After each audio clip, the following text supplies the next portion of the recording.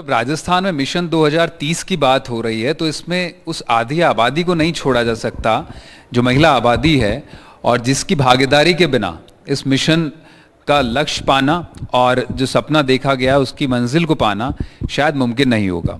पिछले कुछ चुनावों में भी देखें तो खासतौर पर पिछले 2018 के चुनाव में ही महिला और पुरुषों की भागीदारी, मतदान की भागीदारी भी लगभग बराबर थी, और कई सीटों पर तो महिलाओं का मतदान पुरुषों से ज़्यादा रहा।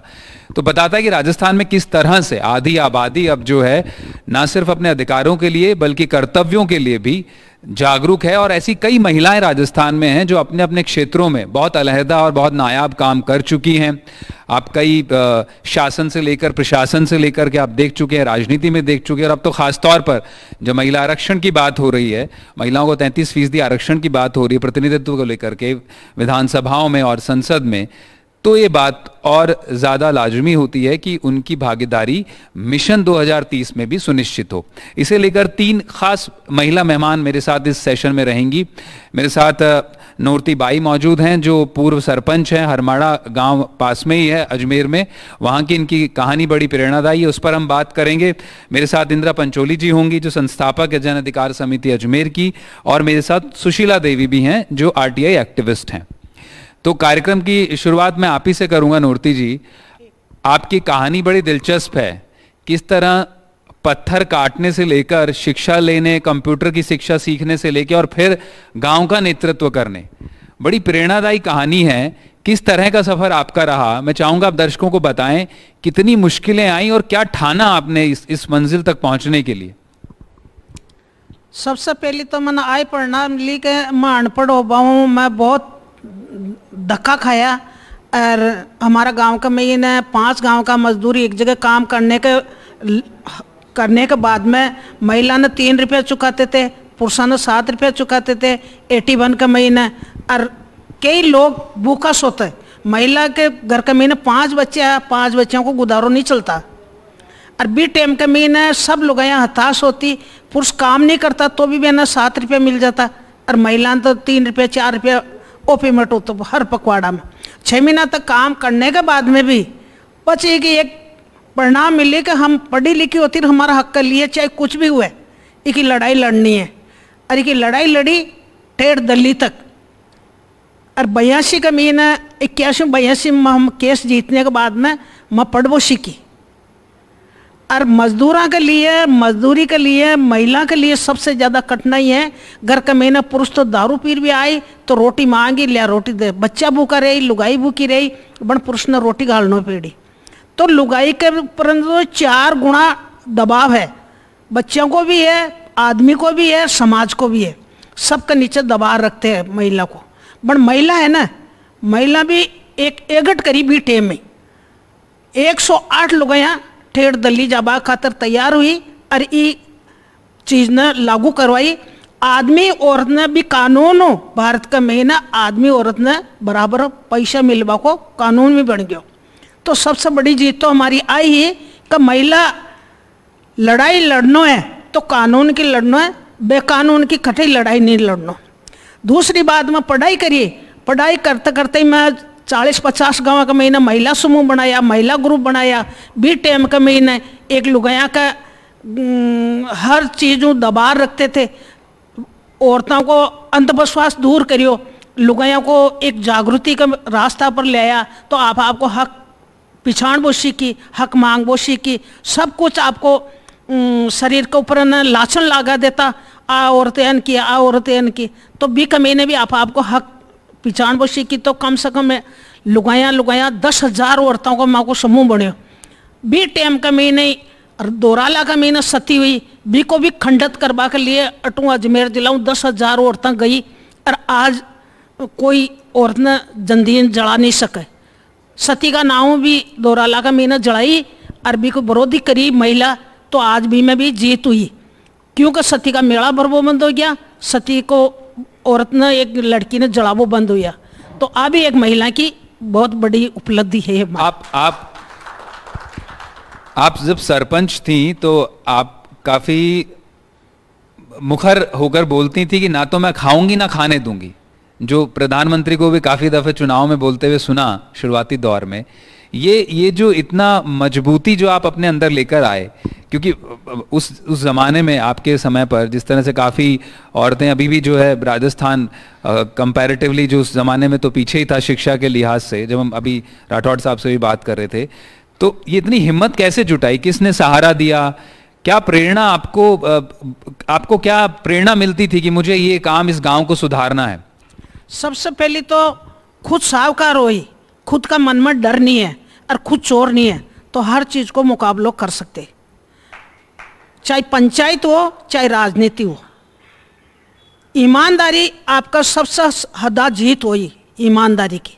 ईमानदारी से। और मैं खुद पढ़वो लिखवो सीखी तो 700 लड़कियां ना मैं कंप्यूटर की ट्रेनिंग दी। फिर बाद में 2010 के महीने में तो चुनाव तो बाद में लड़े, घना 15-20 साल 30 साल बाद में चुनाव लड़ी जी। पहली तो मैं राजनीति, महिला की राजनीति है, पुरुषों की राजनीति है, मजदूरी के, स्वास्थ्य की है, बलात्कार की है, यही राजनीति सीख रही मत। और लुगाया ना साथ लेती, जिधर लुगाया मार साथ देती, मैं को जो भी दुख हो भी दुख न में मिलजुल सरकार को दूर कराता। और चुनाव में गया, चुनाव का महीना भी आई ही शर्ता कि न तो मैं कभी पीछे खुआऊला, न गाड़ी घोड़ा चलाऊला, न दारू पाऊँ, न गुड़ बांटू, न माला फिरूं। मन गांव का जिताई तो मैं 5 साल तक खरो काम कर बताऊँ। तो गांव का मन 11 जाति का मैं तिलौने SWRC में काम करे, 11 जाति का गांव का आया, शर्ता को पुराना दस्खत किया और 11 जाति का ही मन लेर गया। तो मैं 1 महीना तक पगा उबाणी गांव का महीना, जत्ती हमारी पंचायत का घर हा, गांव हा, 3-3 4-4 बारी मैं सब मिल गई। और किसी को भी मैं एक मोटरसाइकिल में भी तेल भरा नहीं गी कटी जी। तो पूरी तरह से जो आपकी लड़ाई रही वो ईमानदारी को लेकर रही, उसूलों को लेकर रही, उसी से आपने जीत हासिल की और एक आदर्श स्थापित किया। मैं फिर से लौटूंगा आपके पास।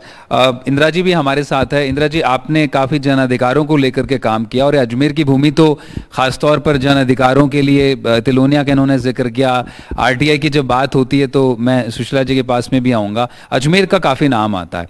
तो आज़ादी के 75 वर्षों में आप किस तरह से पाती कि जन अधिकारों की जो आज बात होती है, जो अमृतकाल की बात की जा रही है, अमृत महोत्सव हम देश में मन रहा है, तो कितना बदलाव आया है जन जागरूकता को लेकर, जन अधिकारों को लेकर?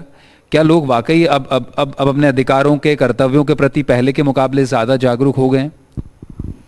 अगर हम सामान्य तौर पे बात करें जन अधिकारों की, तो मुझे लगता है कि सामान्य तौर पर अभी भी जागरूकता बहुत कम है। एज सिटीजन, हम नागरिकता के नाते जो हमें अपने आसपास के वातावरण का, आसपास के मुद्दों का ध्यान रखना चाहिए, उसमें मुझे लगता है अभी भी हमारे बीच में जागरूकता की काफ़ी कमी है, शिक्षण की काफ़ी कमी है। पर यहाँ मैं ये जिक्र करना चाहूँगी कि राजस्थान में महिलाओं ने ये रास्ता खोला है, ये रास्ता दिखाया है कि जनता जागरूक बन सके। और जैसे नौरती बाई, मैं कॉलेज पास आउट की थी 83 में, और मैं ये कह सकती हूँ कि नौरती बाई पहली महिला थी जिसको हमने एक नेता के तौर पे देखा। और मुझे एक खुशी है कि जिस वर्ग से हम आते, मध्यम वर्गीय पढ़े लिखे वर्ग से, और हमने जब देखा कि एक ग्रामीण महिला जिनको लोग उस समय में कहते थे गंवार हैं, अनपढ़ हैं, वो महिलाएं, और एक महिला इतना नेतृत्व ले कि कई महिलाएं खड़ी हो जाए मुद्दों को उठाने के लिए। तो सबसे पहले मैंने नौरती बाई को देखा। और जब नौरती बाई जैसे कह रही थी कि उस समय में जो ये पूरा निर्माण कार्य चलते थे, आज नरेगा है, उस समय में अकाल राहत काम चलते थे, अन्य निर्माण कार्य चलते थे, उसमें जो ये कह रही है कि मजदूरी एक रुपया आती थी, 3 रुपया मजदूरी थी औरत के लिए, आदमियों के लिए 7 रुपये न्यूनतम मजदूरी थी। पहला केस लड़ा गया, और मैं क्योंकि MA पास करके निकली ही थी और मैं प्रभावित थी, तो हम गए और हमने जाके गांव में रिकॉर्ड किए, वो सारे केसेस रिकॉर्ड किए जहां लोगों को मजदूरी, इन्होंने कई मुद्दे उठाए कि मजदूरी समय पे नहीं मिलना, 1 साल बाद पैसे आना, तो आपको पूरे दिन की मजदूरी 1 रुपया मिल रही है, वो भी 1 साल बाद मिल रही है, तो देरी से आना। और एक और उसमें घपला था कि आपको नाप में देंगे या टाइम में देंगे, वो ये 3-4 मुद्दे उठा करके एक केस तैयार किया गया, जिसकी पहली हस्ताक्षरकर्ता नौरती बाई थी, और ये केस सुप्रीम कोर्ट तक गया। और उसके बाद जो पहला न्यूनतम मजदूरी का कानून आया, वो राजस्थान की महिलाओं की लड़ाई से आया। और मैं आपको ये भी बताना चाहूँगी कि राजस्थान की महिलाओं ने जो रास्ते इन लोगों ने खोले थे, नौरती बाई और बीला बाई और मांगी बाई और ऐसी कई महिलाएं थी, वो रास्ता इतना खुला कि हम पढ़ी लिखी लड़कियां और अनेक तरह की औरतें भी उसमें शामिल हुई। और मैं आपके सामने ये लाना चाहती हूँ कि जिस तरह से पहला कानून ये आया, हम सब जानते हैं कि चाहे सूचना के अधिकार का कानून है, उसका नेतृत्व एक महिला ने किया राजस्थान में, एक महिला नहीं, जो पूरा एक सामूहिक नेतृत्व है, उस पूरे सामूहिक नेतृत्व के जरिए ये पूरा कानून आया। उसके बाद रोजगार गारंटी का कानून आया, वो भी महिलाओं के, आप देखिए कि जयपुर में जब धरने हुए या ब्यावर से पहला धरना सूचना के अधिकार का शुरू हुआ तो वहां पर वही 90% औरतें बैठती थी धरनों में। आदमी भी आए, सपोर्ट भी किया, आदमियों ने भी नेतृत्व लिया, पर महिलाएं बड़ी संख्या में आके धरनों में बैठी, प्रदर्शन में बैठी। और जो एक पूरा हमारा नागरिक होने का अधिकार है कि हम सरकार से मांग उठा सकते हैं और सरकार हमारी सुनवाई करे, तो ये जो पूरा ये दौर शुरू किया कि सरकार के सामने मुद्दों को लाना और सरकार का उस पर रिएक्शन करना, कानून बनाना। मैं ये मानती हूँ कि राजस्थान में सबसे अधिक जनहित के कानून इस वक्त बन रहे हैं।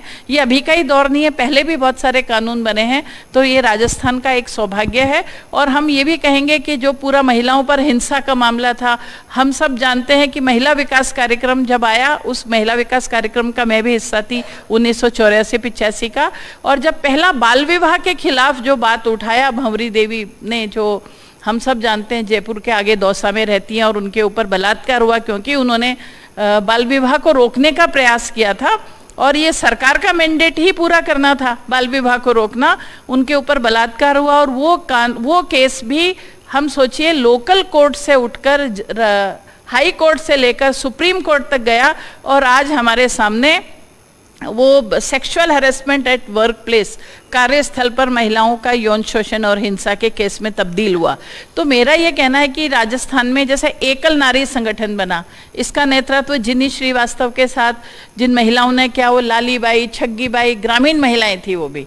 तो जो राजस्थान की खूबी है, और आज एकल नारी शक्ति संगठन से एकल महिलाओं के लिए पूरा नेशनल स्कीम से लेकर स्टेट स्कीम्स भी आए हैं। तो मेरा ये कहना है कि जो ये जमीनी लड़ाइयाँ थी, जो नीचे एक नागरिक अधिकार का उपयोग करते हुए जो सरकार के सामने अपने मुद्दों को सामने लाने की प्रक्रिया थी, वो जमीनी लड़ाई हाई कोर्ट, सुप्रीम कोर्ट होते हुए जो हम ये देख सकते हैं कि जो पूरा कानून बनाने की मशीनरी है, जो और जब कानून और पॉलिसीज बनते हैं जहाँ से वहाँ तक गई, और नीति आयोग तक गई, हाई कोर्ट, सुप्रीम कोर्ट तक गई, और फिर कानून और हमें नई नई पॉलिसी मिले जो जनहित के पॉलिसी हैं। जाहिर तौर पर अजमेर और की भूमि, और खासतौर पर राजस्थान तो वैसे भी वीर वीरांगनाओं की भूमि रही है। पन्ना धाय के किस्से आज भी सुनते हैं, मीराबाई से लेकर, और अभी भी नौरती बाई का आपने उदाहरण दिया, भंवरी देवी का उदाहरण आपने दिया। अब सुशीला जी भी हमारे साथ में जो RTI एक्टिविस्ट हैं। सुशीला जी, मैं आपसे जानना चाहता हूँ, सूचना का अधिकार में भी राजस्थान खासतौर पर जब बात होती तो बड़ा मायने रखता, और अजमेर का इलाका वापस मैं उसका जिक्र कर रहा हूं। तो आप जब इस अधिकार को, अब करीब करीब 18 साल हो गए हैं, तो जब लागू हुआ था और आज का जो हम हालात देखते हैं, किस तरह से बदलाव आ गया प्रशासनिक तौर पर जब सूचना का अधिकार हो, कितने सशक्त हुए हैं नागरिक इस अधिकार से।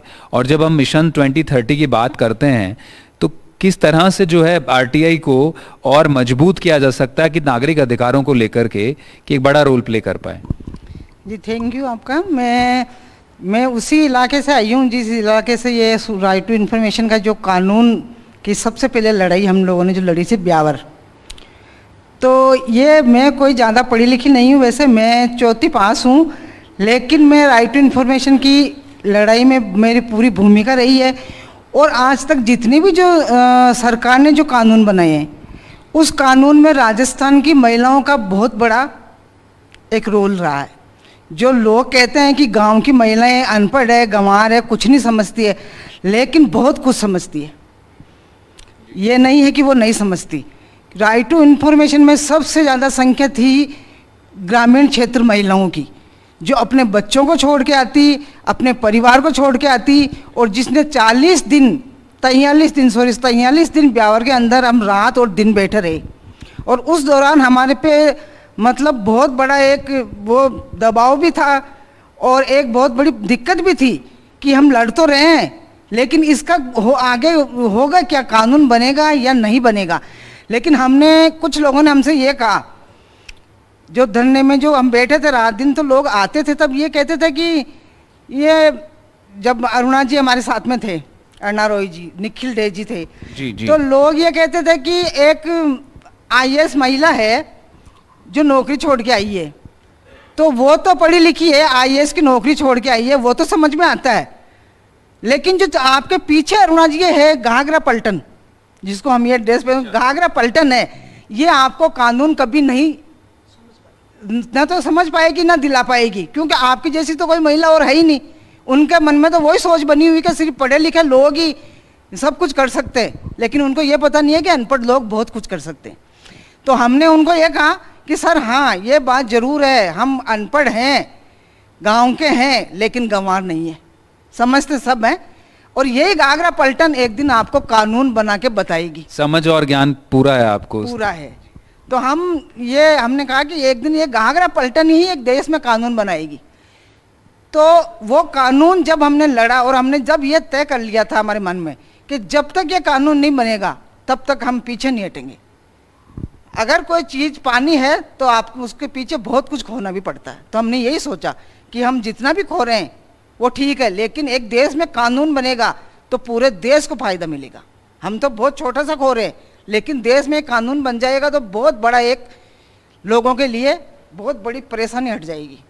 जो आज उस कानून को लेके जब हमने लड़ाई लड़ी तो दिक्कत हमारे सामने बहुत सारी थी। हमने खूब पब्लिक हियरिंग भी कराई है उस दौरान, जब कानून नहीं बना था, लेकिन मैंने पब्लिक हियरिंग कराई थी।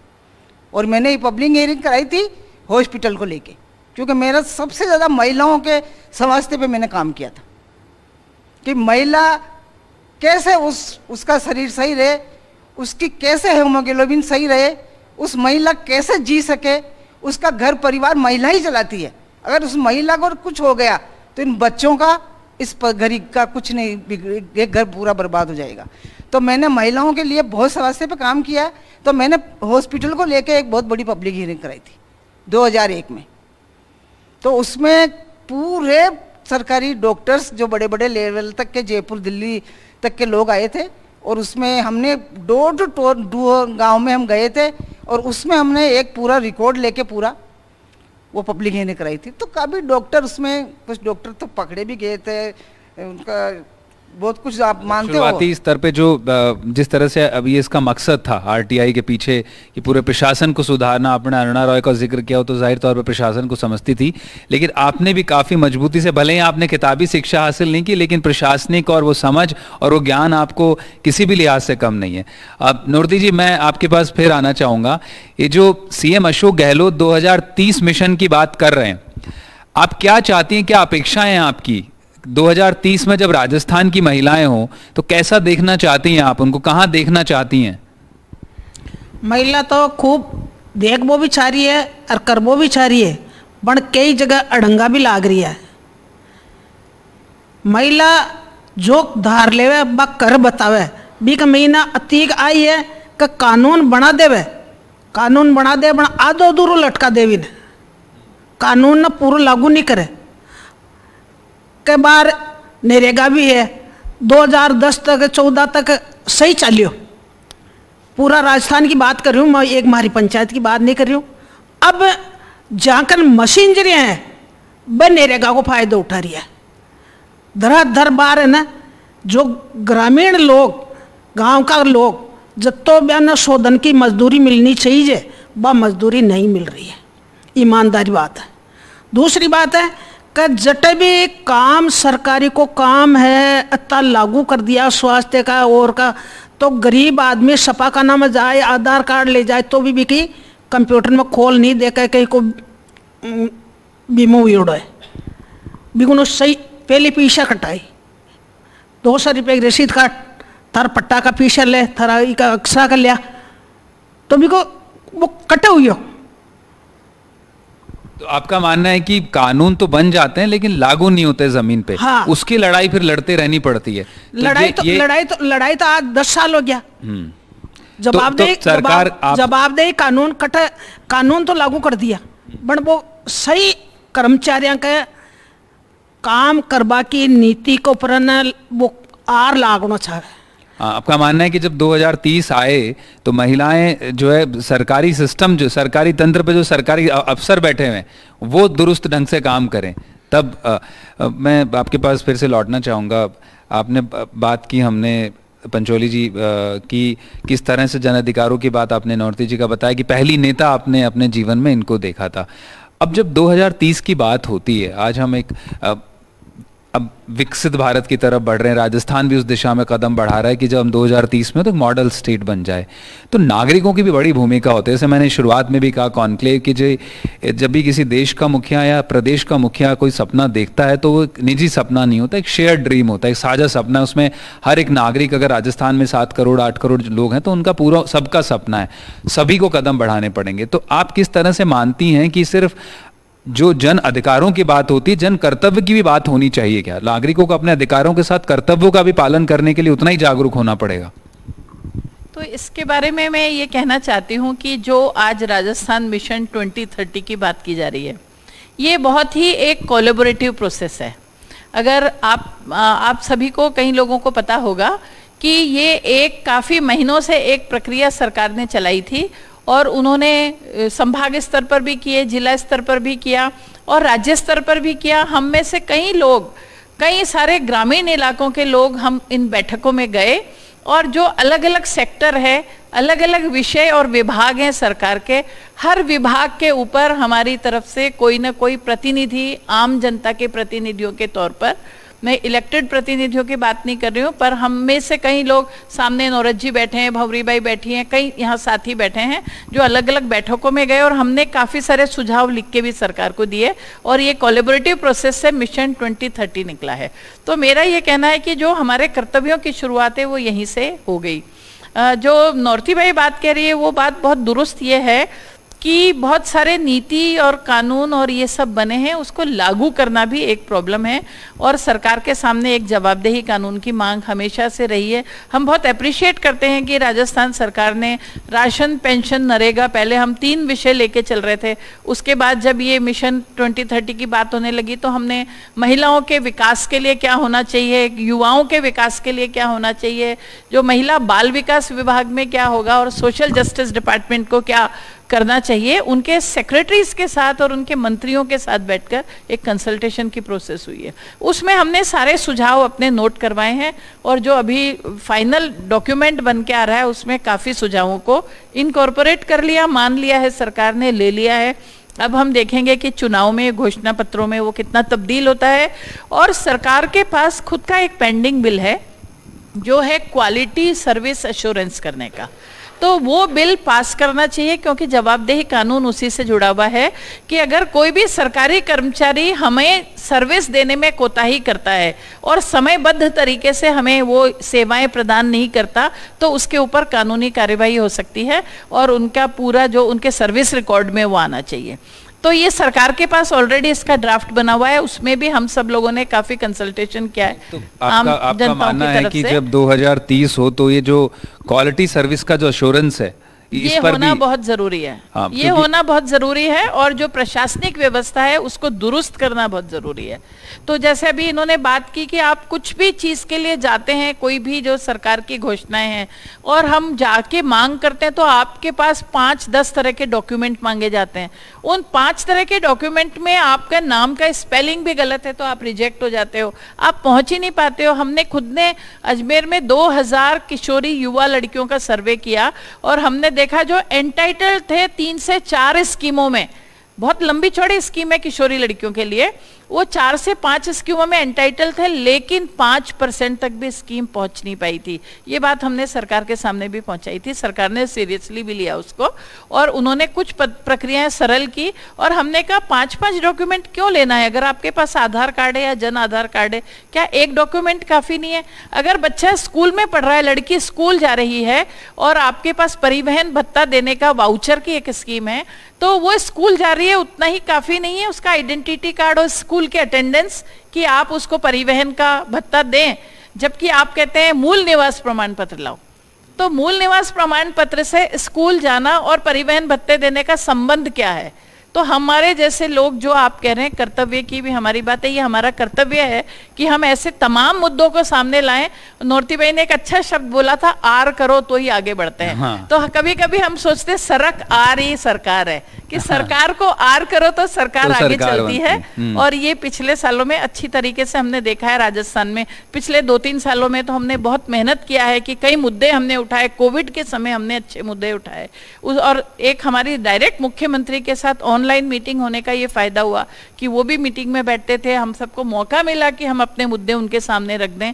हमें लगता है एक डेमोक्रेटिक राजनीति के लिए ये सबसे बेहतर प्रक्रिया है और ये बेहतर प्रक्रिया जो भी सरकार आती है आगे, वो अगर इस प्रक्रिया को जारी रखेगी तो निश्चित रूप से नागरिकों के लिए बहुत हितकारी होगा। सुशीला जी, मैं आपके पास आखिर में जानना चाहूँगा कि जिस तरह से अभी इंदिरा जी बता रही थी कि जो पार्टिसिपेशन है महिलाओं का खास तौर पे वो बढ़ा है निश्चित तौर पे, लेकिन वो आर की जो बात करी नौमती जी कि भाई सरकारी स्तर पर, प्रशासनिक स्तर पर वो अभी अड़ंगे लगाए जाते रहते हैं। तो आरटीआई जो है अक्सर कई बार बात होती रहती है, कई बार जब इसको रिफॉर्म की बात आती तो कई बार बताया जाता है कि भाई इसे कमज़ोर करने की बात चलती रहती है आरटीआई को। तो 2030 में जब हम जब खड़े होंगे तो आप आरटीआई में क्या सुधार देखना चाहते हैं कि जो ताकि जो भागीदारी है वो सुनिश्चित हो, महिलाओं के अधिकार और मजबूत और सुनिश्चित हो, और ख़ास तौर पर जब तब तक तो हो सकता है कि संसद और विधानसभाओं में भी 2030 तक वो भागीदारी 33% कानूनी तौर पर सुनिश्चित हो जाएगी।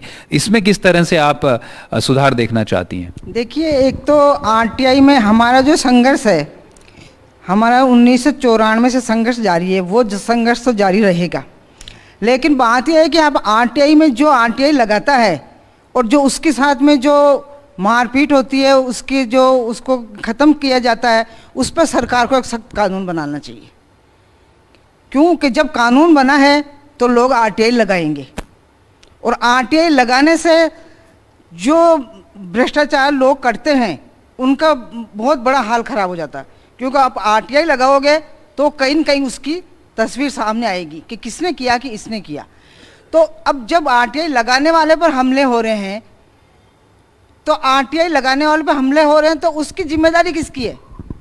वो सरकार की जिम्मेदारी है कि उसको ऐसा कानून बनाए कि आप आरटीआई मांगो लेकिन उसके साथ में कोई हमला नहीं कर सकता, उसके साथ में मारपीट नहीं कर सकता। आपने देखा होगा बाड़मेर में क्या हुआ, जिसने आरटीआई लगाई उसके हाथ पैर तोड़ दिए गए हैं, एक को ख़त्म कर दिया गया। और उसके अलावा भी लोगों के साथ में हर जगह हुआ है, राजस्थान में और राजस्थान के बाहर भी हुआ है कि आप आरटीआई मांगो तो आपके साथ में हमला होगा।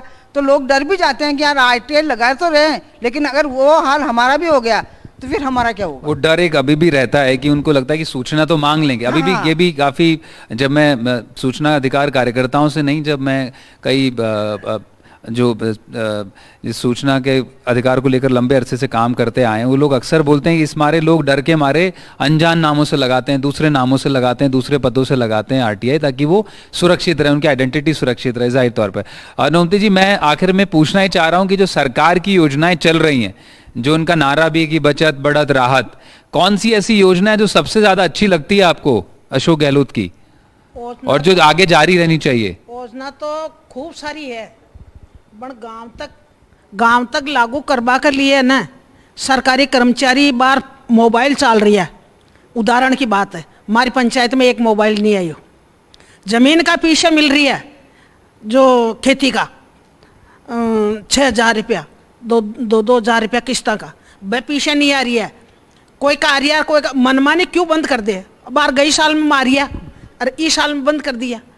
कदी कदी कोई हर चीज का मैंने अड़ंगा लगाया कि सरकारी कर्मचारी अड़ंगा लगाते हैं। और ये सिलेंडर वाली कितनी राहत है, कितनी बड़ी राहत है? सिलेंडर का महीना है, अब बार मैं बधो हूँ, चयनित में हूँ, हमारा पीछा कम नहीं हो रही है। वह फ्री में गैस दिया ना, वहाँ का गैस का 500 रुपया में सिलेंडर भर रही है, बट हमारा 500 रुपया भी कम नहीं हो रही है। मन तो पूरा देना पेड़ी, क्योंकि एक जो सरकार कर रही है ना, भाई चीज बताऊं मैं मनु जोड़ नहीं बता सकूं। तो ये राहत है घर में, जब महंगाई के दौर में अगर 500 रुपए में सिलेंडर मिल रहा है, राजस्थान में बताते सबसे सस्ता, तो एक बड़ी राहत है ये। देखो, राजस्थान की आई बात है कि कोई का अड़ी ही सरकार गैस नहीं दिया जी का 10 साल पहले मैं गैस लिया ही, उदाहरण है। अब वो गैस तो सरकार की भी कंपनी का ही है ना, मोल लाई तो भी वो सरकार का ही है, हमारी कंपनी तो नहीं है। अब बिका भी तो कम होना चाहे ना। सही। और दूसरी बात एक और जी, आज महंगाई ना देखता हतर सरकार, चाहे मैं अशोक गहलोत जी की नहीं कह रही हूँ, महंगाई ना देखता हतर नरेगा का पीछा कताग बुढ़े साल का, तो इन्हें थोड़ी उसे सी लेकर वो काम भी कर रहे हो। अब वो शहरी रोजगार स्कीम भी ले आए इस बार, अब वो भी नहीं, शहरों में भी शहरी हो रोजगार। चाहे जी। ग्रामीण हो, बड़ा इस कर्मचारियों की 6 महीना की 6 महीना तनख्वाह बढ़ा देवे। क्यों? कब तो असली काम करवाड़ा है, बड़ा ए मजदूर है ना, पूरी सड़कियां, पूरा बंगला, पूरा लेन देन सब मजदूर बनाया, माथा माथा ले जा। तो ये सुझाव है, इस सरकार को शामिल करना चाहिए। अब अंजुम जी, मैं आखिर में आपसे जानना, ब्याके भी है ना, हर साल जान पेंशन को कानून बने ना, जान हर साल 20% 30% हर साल पीछे बढ़ना चाहिए। नहीं पेंशन में रखा है वो, नहीं जो पेंशन बुजुर्ग में तो पेंशन दे रहे हैं उसमें, मजदूरी में उसमें बढ़ोतरी है। नरेगा का महीने 1 रुपये, जी। 1 रुपये बढ़ावे, जी, पंचम शर्म जी, आबा की बात है। जी, तो इस सरकार को सुझाव के तौर पे देखना चाहिए। मैं आखिर में आपसे जानना चाह रहा था कि जो स्कीम्स हैं जिन पर सरकार जो वो एक कैंपेन भी है, बचत राहत बढ़त, तो ऐसी कौन सी स्कीम्स हैं जिनसे लार्जर इंटरेस्ट जो है लोगों का पूरा हुआ है, और ऐसी स्कीम जो 2030 में मिशन जब पूरा हो या जब तक 2030 आए वो तब तक बनी रहनी चाहिए और आगे बढ़ती रहनी चाहिए। तो जैसे जो राशन और पेंशन ऐसे मुद्दे हैं, और नरेगा, ये 3 ऐसे चीज है जो अत्यधिक जनता को प्रभावित करती है, और ये तीनों ऐसी चीजें हैं जिसमें महिलाओं का बहुत बड़ी संख्या रहती है। नरेगा में 90% मजदूर महिलाएं काम करती हैं। तो एक तो ये तीनों चीज है। अभी 100 की जगह 150 दिन काम किया है, लेकिन अगर हम पूरा अध्ययन करके देखते हैं तो वो 150 दिन पूरा काम मिलता नहीं है। तो उसकी जगह भत्ता देने का जो प्रावधान था उसको लागू अगर कर दे साथ में, कि अगर 100-150 दिन सरकार काम उपलब्ध नहीं करवा पाई तो जितने दिन, अगर 90 दिन काम मिला तो 60 दिन का उनको भत्ता मिल जाना चाहिए, और अगर काम उपलब्ध करा सकते हैं तो काम उपलब्ध कराएं। तो हम चाहते हैं एक तो ये तीनों के क्षेत्र में बहुत बढ़िया तरीके से अगर 2030 तक ले जाएं तो उससे बड़ी संख्या में आम जनता को काफ़ी राहत मिलेगी। 2 बड़े मुद्दे और हम कहना चाहते हैं कि जो महिलाओं पर हिंसा बहुत अधिक बढ़ रही है और ये लगातार बढ़ती जाएगी, तो सरकार ने एक और कानून लाया था, उस कानून को अभी इम्प्लीमेंट करना बाकी है। जैसे अगर लोग अपनी पसंद से विवाह कर लेते हैं, परिवार की मर्जी के बिना अपनी मर्जी से कर लेते हैं, उनके ऊपर बहुत ज़्यादा हमले हैं, और वो हमले इतने ज़्यादा है मर्डर तक के गए हैं, और परिवार उसको ऑनर किलिंग का मसला है। वो देश भर में एक बड़ा मसला है, वो देश भर में भी है और राजस्थान में, लेकिन सरकार ने होम्स बनाए हैं, उनको सुरक्षा देने के लिए एक पॉलिसी बनाई है।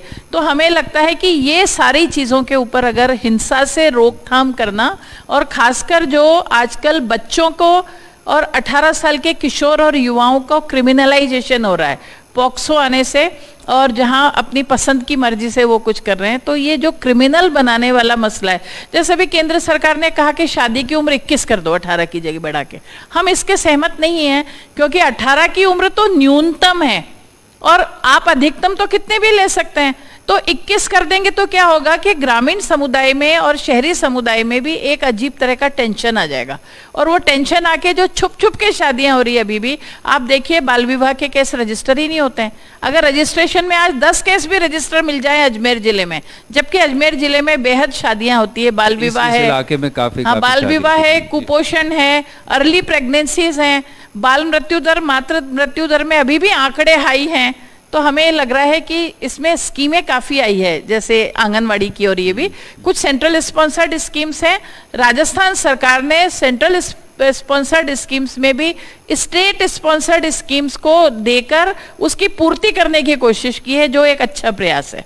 तो आपका हमें लग रहा है जो इन्होंने एडिशनल जोड़ा है, उस एडिशनल को 2030 तक ले जाते हैं तो हम कुपोषण कम कर पाएंगे, रक्त अल्पता कम कर पाएंगे, मातृ मृत्यु बाल मृत्यु दर को रोक पाएंगे, सबको रोजगार मिलेगा तो वैसे भी स्वास्थ्य की स्थिति ठीक होगी, बच्चे स्कूल जा पाएंगे, आर्थिक स्थिति ठीक होने से कई चीजें तो उस पर यानी आपका मानना है कि सामाजिक आर्थिक स्थिति के रूप पर काम हुआ है, लेकिन सुरक्षा के स्तर पर भी आपका सुझाव है कि उस तरह की नीतियां और कानून बनने चाहिए। आप तीनों हमारे साथ जुड़े, बहुत बहुत शुक्रिया आपका। हमने खुलकर बातें की महिलाओं से जुड़े इश्यूज के बारे में और सशक्तिकरण को लेकर। हम उम्मीद करते हैं जो सुझाव आपने दिए वो मुख्यमंत्री अपने मिशन 2030 में शामिल करेंगे। बहुत बहुत शुक्रिया आप सभी का।